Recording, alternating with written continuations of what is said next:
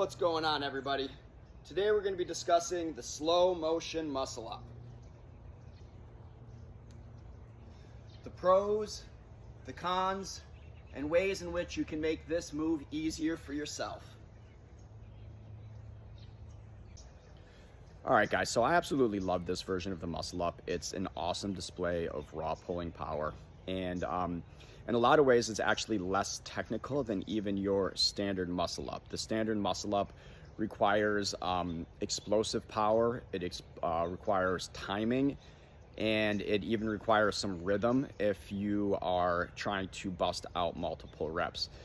None of that applies for this one, so that's the good news. The downside is there's virtually no way in which you can cheat this move. So you're basically either strong enough to do it or you're not. That being said, there are some biomechanical things that you can do that will improve your efficiency with this movement. Okay, first things first, the most important component to getting this version of the muscle up is having a strong false grip. And if you don't know what the false grip is, the false grip is you're gonna wanna wrap your wrists, start with your wrists here, and wrap your hands around the bar like this, okay? And you're keeping that hold all the way through the movement. And having a strong false grip, it makes the difference between having your slow motion muscle up look like this or this versus looking more like this. Okay? So the other thing is when it comes to the false grip, like, you guys should be practicing this in all of your pulling movements. Take it into everything. Even if you're still a beginner, you're just learning your pull-up, practice the false grip because it's going to make your pulling strength better, and it's going to make the transition in the muscle up way smoother. And also, just to point out, I'll show you right now, when you get good enough at the false grip, you don't even need to grip the bar. So I'm gonna show you that right now. So you can see, I'm not even gonna grab.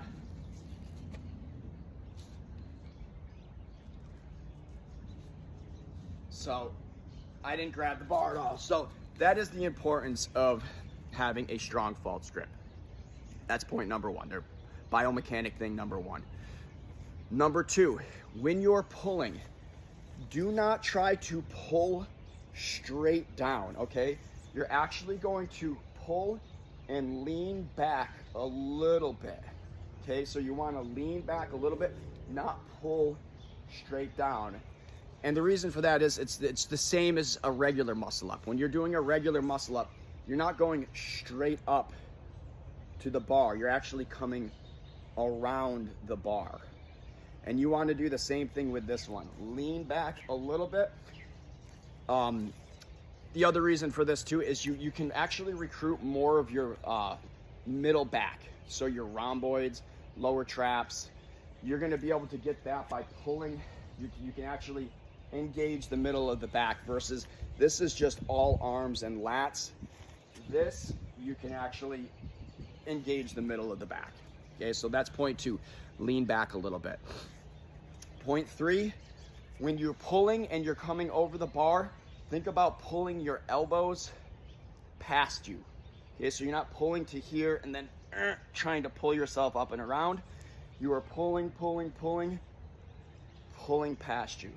Okay, so prerequisites for this, you need to be able to pull at least to the bottom of your chest. Okay, so below the nipple.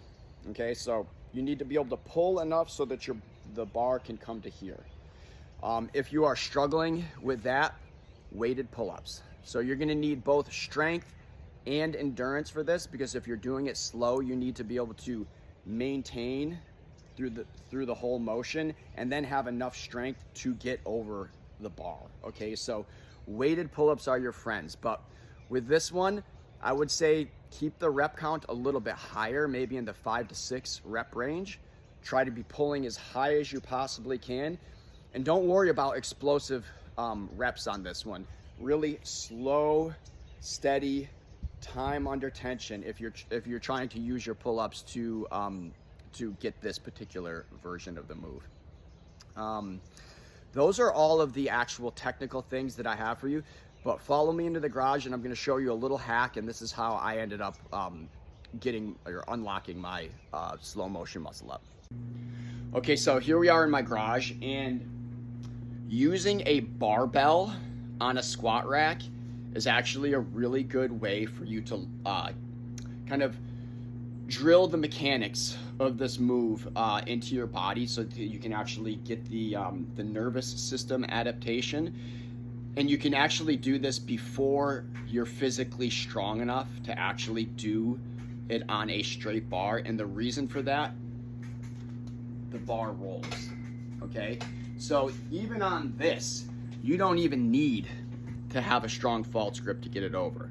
I would recommend practicing it. Take the false grip into everything. Okay, I can't stress that enough. Really practice it. And I mean, people have asked me, like, how did you get your false grip so good? And I'll say this, guys, there was no secret. There's no magic pill. There's no special drill or anything. I literally just practiced it. Practice, reps. Okay, just force yourself to do it. You may, the first couple reps, you may get it, and then it's going to come down like this, but just keep doing it and force the adaptation. So I'm going to use this real quick just to show you how to do it. It's pretty straightforward, but it's worth showing anyway.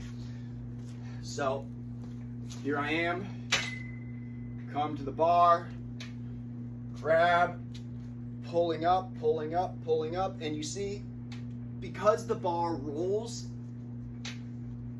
it makes it a lot easier to transition over the bar. So as a quick recap, learn the false grip.